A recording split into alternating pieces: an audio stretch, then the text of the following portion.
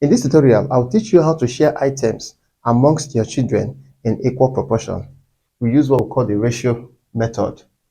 Now we want to share 60 eggs amongst bricks and stones in the ratio of their ages. That means they will get their share according to their age.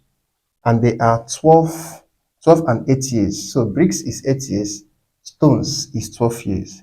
So the first thing we do is to get the ratio of their ages. To get that, I will have it as 8 over 12, then divide it. 4 can divide that to give me 2. 4 can divide that to give me 3. So the ratio is 2 is to what? 3. Now to get the number of eggs that bricks will get, I'm going to solve the fraction of bricks over the total fraction. Total fraction is 2 plus 3. This is 5. So the total is 5. So for bricks, bricks is 2 out of 5 times the 60 eggs. Now 2 times 60 will give us 120 over 5. Then let's divide 120 by 5. 5 dividing 12 will give me 2. Remember 2. Put it behind. 5 divided 20 is 4. So bricks will get 24 eggs.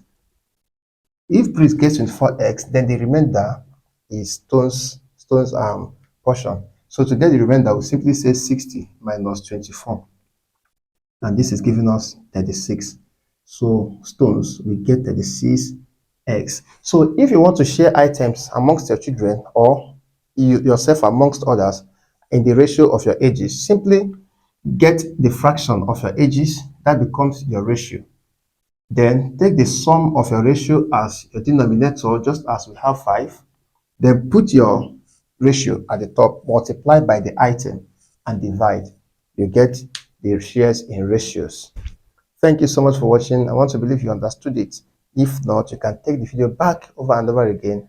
I'm sure you will understand it. Please do well to like this video and share it with your friends, and follow for more interesting mathematics tutorials. Catch up with you.